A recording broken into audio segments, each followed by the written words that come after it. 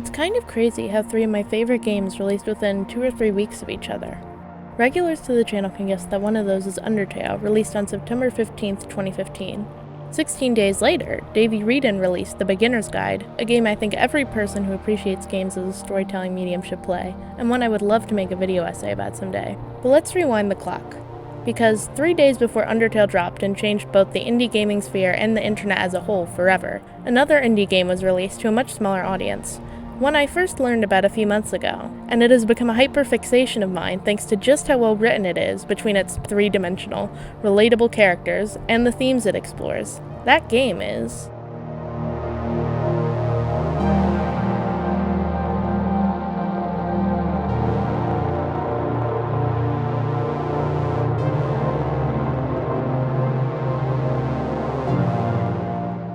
We Know the Devil is a young adult visual novel originally released on September 12, 2015 by the duo Worst Girls Games.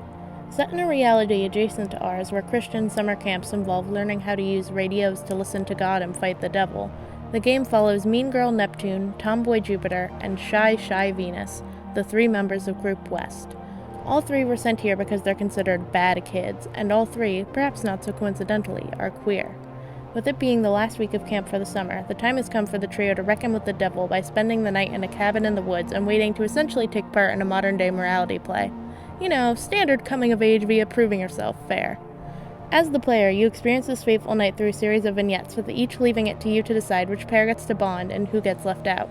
You get to see the teens opening up to each other and showing different sides of themselves, each time taking another step toward the line of revealing their true desire, their mortal sin. Often with some small, fleeting manifestation of it, subtle enough that you won't realize what it's foreshadowing until it's too late. Your first time through the game, even if you take note to try and give everyone equal attention, someone will end up falling behind. I learned that from experience. As the hot dog-looking counselor states at the opening bonfire, some friends you can keep, the rest you gotta leave up to God. Neptune, Jupiter, Venus, they know the devil already, and it is certain that the devil is already here. The only question is who will let her in. Parables 1:1. The devil is only the shadow of man cast from the light of God. The meaning of this parable is that there is no devil. Spoilers from here on out, by the way. I'm gonna start talking about the endings right after this. So if the premise of this game sounds interesting to you, please go check it out. It's a small payment of $6.66, nice, on Steam or itch.io.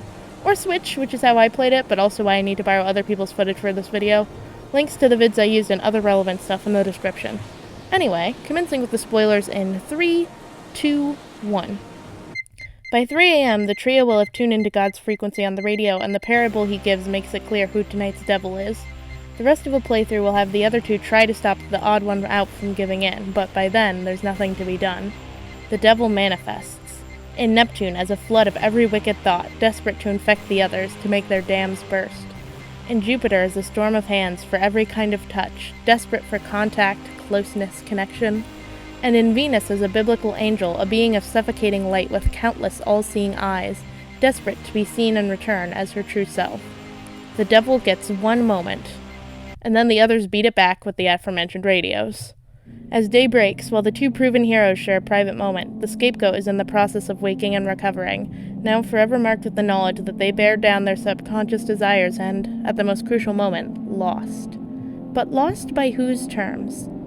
Today I want to examine We Know the Devil through 2 different lenses provided by Annis Pratt's seminal work, Archetypal Patterns in Women's Fiction. First as a novel of development, and second as a novel of transformation and rebirth. Then I might just bring up some stuff about queer temporality at the end to explain why the game's best ending follows one of these patterns instead of the other. I hope you all enjoy. Annis Pratt's book is the result of her reading over 200 novels written by women with female protagonists, with the aim of finding, archetypal patterns. When it comes to applying what Pratt found to We Know the Devil, I will be looking at what she calls the Novel of Development and the Novel of Rebirth and Transformation. The Novel of Development is meant to be the type of narrative that protagonists Group West's age go through. It's the female coming-of-age story, an exploration of how girls deal with the slowly mounting pressure to become women and properly join society, often including preparation for marriage. In describing it, instead of listing out a series of story beats a la the hero's journey, Pratt describes a couple of different concepts the novel can revolve around. One is the green world archetype. The green world, aka nature, represents the protagonist's carefree childhood, a time of innocence when they ruled their own little world separate from the enclosure of patriarchal society. The developing protagonist is either preparing to leave this world behind or finds herself steeped in it for the whole of the novel and learns to master it. In some cases, when the protagonist turns to the fantasy, it is accompanied or represented by a figure called the green world lover, who embodies her ideal partner and stands in opposition to traditional marital expectations. However, Pratt notes that there is a destructive element that seems to accompany women heroes whenever they experience truly satisfying eros, aka love. The moments of joy and relief are fleeting and often followed by some form of punishment. From first listen, we know the Devil's settings might sound like a perfect fit for this archetype. After all, it's set in nature, at a summer camp no less, a type of location strongly tied to childhood. Upon a cursory examination, though, this camp seems like anything but an idyllic escape.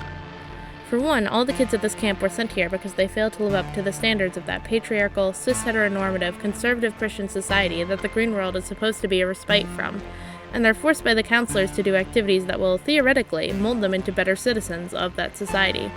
And for two, from the very opening lines of the game, the nature of the camp in summer itself is described as being a very unpleasant place to be. We're drenched in sunscreen and bug spray and incense. We feel gross, look gross, smell gross. We're sunburned and bug-bitten, and behind us is the devil, every annoyance of summer nipping at our heels. And who would the green world lover be?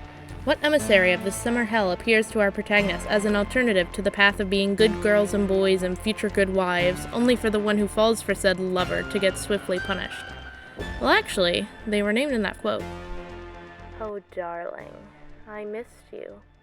I have always missed you. But that can't be right, can it?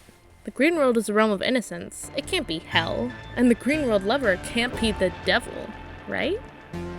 While you chew on that question, let me read a quote from the beginning of Pratt's description of the next archetype, the growing up grotesque archetype.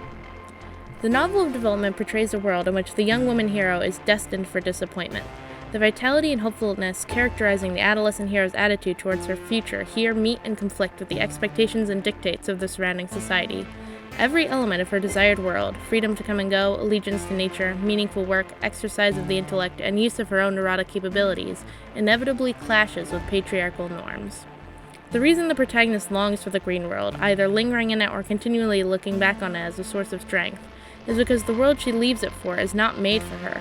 It will not make her happy, it will not let her be her authentic self, and in many of the stories Pratt discusses, the hero is crushed and warped by their failure to conform.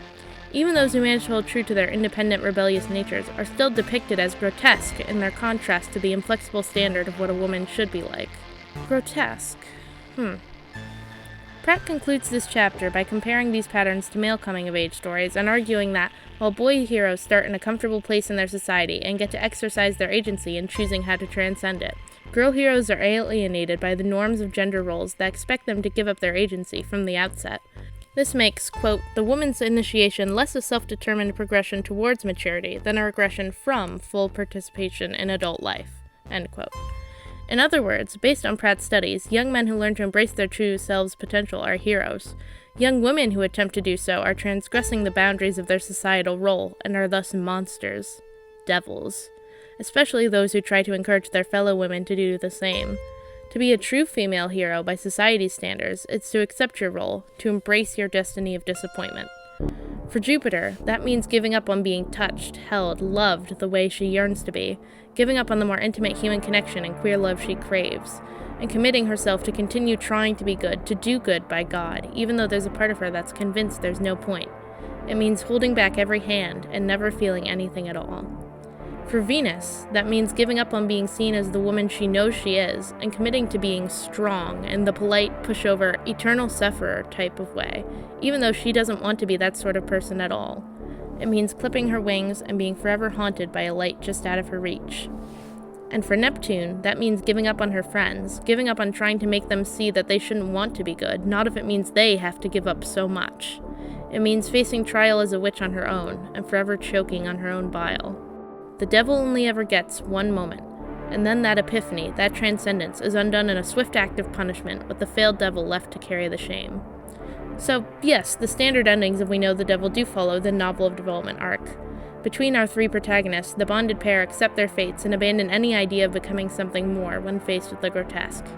They choose to be distant from the devil, to cover their faces, to stay clean. And the third, the scapegoat, the one left behind, is forced to the same conclusion, having the devil literally beat out of them. But doesn't something feel off about all that? At the very least, it's a bummer, right? There has to be a more hopeful outcome for these kids. Why does one of them have to be left behind? Who made that rule? The devil? Oh, quite the opposite, actually. Remember, it was the counselor, one of the leaders of this God-fearing camp, who said that it's best to prioritize some friendships and leave the rest to God. I can promise one thing, the devil says. There is room for 3 in my world, and only 2 in his. Perhaps we should consider letting her in. But first, let's see if Annis Pratt has a model for a more hopeful story that might be reflected in We Know the Devil. We've discussed the novel of development. Now let's discuss the novel of transformation and rebirth. This pattern is one that Pratt sees mostly appearing in stories about older women going through what is essentially a midlife crisis. To quote one of the earlier pages in the chapter, "If the purpose of the novel of development is to integrate the individual into her society, its generic function is frequently aborted by society's unwillingness to assimilate her. The older woman hero, in contrast, has been through all that. Her goal is to integrate herself with herself, and not with a society she has found inimical to her desires." In other words, the protagonist of a novel of transformation and rebirth is someone who rejects the idea of assimilating into society altogether, and instead tries to rediscover her true self, the person she can be, free of the pressures of patriarchy and other such structures, by returning to the green world. Sounds like this might just be what Group West needs, right? This is where We Know the Devil's 4th ending comes in, the one where you do manage to balance out the time everyone spends with each other, having already gotten at least one of the other endings. Let's go through it alongside the phases Pratt lays out as being the structure of the novel of transformation and rebirth. Phase 1, splitting off from family, husbands, lovers.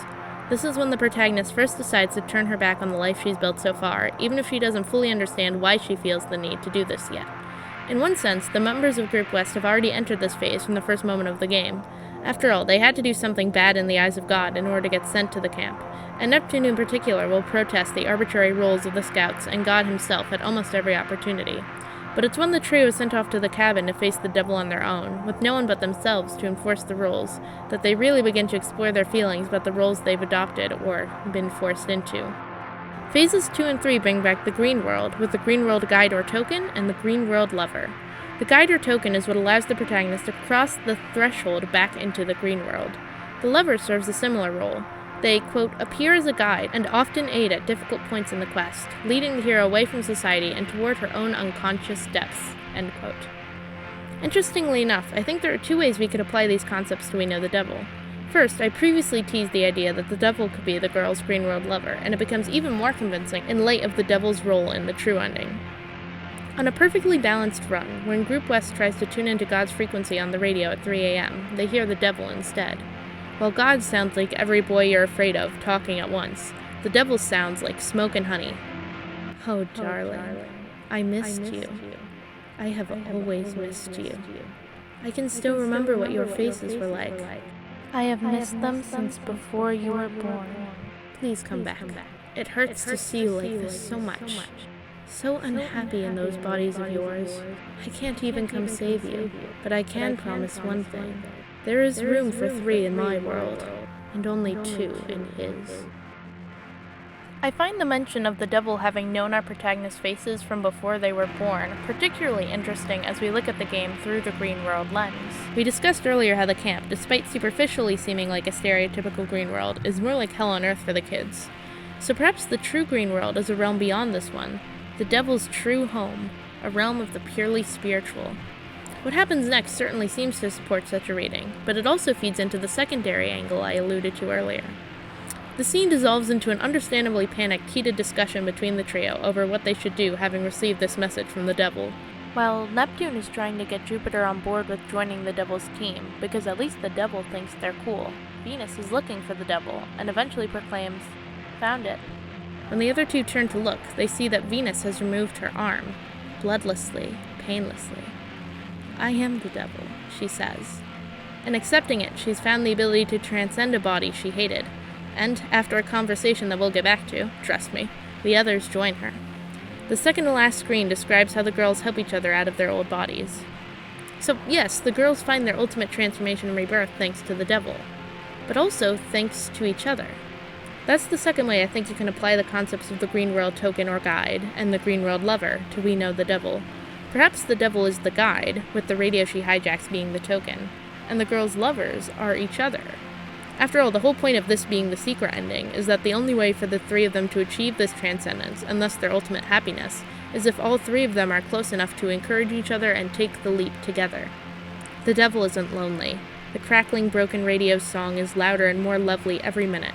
We are our own company now. This is the new touch, the feeling of fingers pushing painlessly through our skin, the feeling of the muscle and fat, the weight of it, the intention. It's best friends forever. It's a first kiss. It's a love story.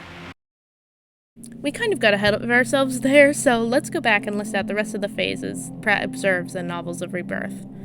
Fourth is an inner confrontation with parental figures, authority figures in the memory from the past. While the members of Group West do occasionally talk about their families, the more relevant authorities here are God and his supposed ambassadors on Earth, like the camp counselor. The girls struggle throughout the game with the idea that they're being watched and judged by God. Even Neptune, who acts above it all, initially has that same instilled fear of the devil, especially when it appears to overtake her friends in the red and yellow endings. They, especially Jupiter, have to let go of their ingrained loyalty to God in order to become their better selves. And then after their transformation, that confrontation is literalized into an actual battle, in a way that Pratt notes more often occurs in novels of development, with the new devils having to fight off the counselors and kids who will be sent to do what they were supposed to do. It's a battle we don't get to see, but that's because the internal struggle was what mattered for this story. From there, it's basically a done deal. The fifth and final phase Pratt describes is the plunge into the unconscious. Since I think that in this game's case, this phase is essentially the whole true ending, which we've gone through almost entirely already, I'm just going to read the bits of that passage that stood out to me over some more game footage and leave it to you to draw the connections. Women heroes often blame themselves for their own normal human desires, warping their quests for Eros, for example, by internalizing patriarchal norms about feminine sexuality. For women, the shadow of self-hatred is tremendously strengthened by complicity with society. Women's rebirth journeys create transformed, androgynous, and powerful human personalities out of socially devalued beings, and are therefore more likely to invoke denouncements punishing the quester for succeeding in her perilous revolutionary journey. This rebirth journey entails risk and psychological danger, as likely to lead to madness as to renewal. Reflecting this fact, fictional heroes often experience surreal images and symbols, dissociative fantasies, and chaotic noises that mimic clinical madness. The experience of this level, which I have termed literary insanity, in contrast to the objective horrors of genuine madness, can either finish the hero off entirely, or provide the turning point in her quest. The problem, as we have seen, is that insanity, whether literary or clinical, is often a perfect mirror of the feminine personas placed within society, an image of the enclosure and of its victims, and thus the transformed hero who has survived this layer of her unconscious is unlikely to be able to reintegrate herself fully into normal society. So, what do these three girls do once they've transcended their humanity and can no longer integrate themselves with society? As the game's final screen tells us, they decide to share their epiphany, their gift, with others. First, their fellow summer scouts and their counselors, who as it turns out were pretty unhappy in those bodies too. And then anyone else who gets sent to take them down. A new world with new bodies. How lovely will that be? We have a new apple for everyone in the world. A fairly neat analysis so far, huh? Well, let's complicate it a bit. With We Know the Devil, we have a young adult story where the best ending has the protagonist go through the type of narrative arc that older women in a midlife crisis usually go through. What's that about? Remember when I mentioned the concept of queer temporality back at the start of this video? Here's where we're going to get into that. Most resources you'll find on heterotemporality and how queer people are affected by it suggest that queer people's timelines are on a delay compared to cis-het people. Most people are raised with their parents and society assuming that they're straight, which reaffirms straight kids' development, but can cause queer kids to try and play a role that isn't made for them. The process of figuring out who they actually are can be like a second adolescence, with many trans people literally undergoing a second puberty on top of that. And if you have to go through adolescence twice, that's going to push everything else back. Hence, heterotemporality versus queer temporality. But that delay doesn't seem to be what's happening in We Know the Devil. In the three bad endings, our protagonists undergo a warped, harmful version of the narrative arc befitting of their teenageness. Whereas in the good ending, they seem to jump ahead in their development, embracing their true selves to an extent that could take many queer people decades to achieve. Why do they make that leap? Well, part of it, I think, is that it's meant to be a wish fulfillment fantasy and a beacon of hope to the queer kids playing. But if we're sticking to explanations within the text, here's what I've got. Group West didn't have another choice. We see in the other endings what happens when these kids try to assimilate, as most of the protagonists of novels of development end up doing in one form or another. They can't do it, not without undergoing traumatic violence to make it so. Each one of them has some desire at their core that their society, their god, has marked them as damned for, in addition to their queerness. We see how hard Venus, and especially Jupiter, try to be good enough to be loved and saved, or at least to survive. But when their friends let them down, God tells them directly that it is a result of their own flaws and they cannot be repaired. He tells Jupiter that she's too needy, too greedy for affection. He tells Venus that she's vain and arrogant on Lucifer's level for desiring a beauty that is not in God's likeness. For them to push down these flaws would never have been successful in the long run, and even if it had been, it would not have been enough. In this case, queer temporality means that our protagonists were previously existing on shorter timelines, not longer ones. To try and fit into cis-heteronormative roles like the protagonists of those novels of development would not just have disappointed our trio, it would not have made them grow up grotesque. In the eyes of their society, they're already grotesque. It would have killed them, bringing their stories to a premature end. And they know it for a fact the instant they get their first glimpse of the other future available to them in the good ending. I told you we'd get back to this bit, didn't I? Let's just go back before it's too late. Jupiter, come here. Neptune takes Jupiter's hand. Don't make us have to keep those bodies we hate. Don't make us have to go back to those people. Don't make us have to go home. And I won't let you do that to yourself either. Of course I don't want to. I don't want to do that to you. I don't want to do that to me. I don't want to do that to Venus. But you need to promise too. Promise me hell is right there, right behind that door. All of it. Promise, really promise there's no going back. If that's really true, if you can really promise me, then I'll go, and I won't feel bad about it at all. Just promise me there's no chance, okay? If I taste what it's like, I know there's no way I'll be happy being human ever again. While Annis Pratt does discuss lesbian novels and archetypal patterns in women's fiction as their own thing, I think that her discussions of both novels of development and transformation become more nuanced and reflective of real life when we apply queer lenses to them as well. Obviously, it still sucks as a cis straight woman to end up in a marriage with a man you're not fully happy with, and those women deserve the chance to experience a kind of spiritual rebirth. But in the same way that Pratt points out women are alienated from society compared to men by default, queer women are doubly or triply so. And those experiences are just as important and just as deserving of being told in stories. An interesting thing you'll find in a lot of We Know the Devil fan works, even those set after the best ending, is that Group West will go back to being human, at least part-time. I understand why this is the case. It's a lot easier to come up with scenarios to put the three of them in when they're just queer teens in the Midwest with family drama and school drama and the like, versus when they've transcended the human experience. It's interesting that, in doing so, they're taking characters who have gone through a story of rebirth and are putting them back into a story of development, a story which will inevitably end with them having to make some compromises with society. That being said, it is more realistic, and I can definitely see why people, especially those around the teen's age, would want to see how these well-fleshed-out characters would handle such familiar scenarios. And even Pratt accounts for the idea that these arcs for female protagonists are more, quote, a circle rather than an evolution, the older and transformed women heroes having far more in common with the uninitiated young woman than with the characters most integrated with the societal enclosure, end quote. Novels of development and novels of transformation accomplish different goals, usually for different audiences. They both have valuable lessons to teach. I hope this video was able to impact some of them onto you. If nothing else, I hope it's inspired you to check out We Know the Devil, even if you pressed on despite the spoiler warning. There's so much to Jupiter, Neptune, and Venus that I didn't have time to dissect here, so I still think it's more than worth playing through their stories on your own time. Also, play the beginner's guide. All of you should, but especially my professor. Anyway, that's all for this video. Maybe I'll put out another one in the next month or so. We'll see what happens. Thanks for watching. This is Agent Raven signing off.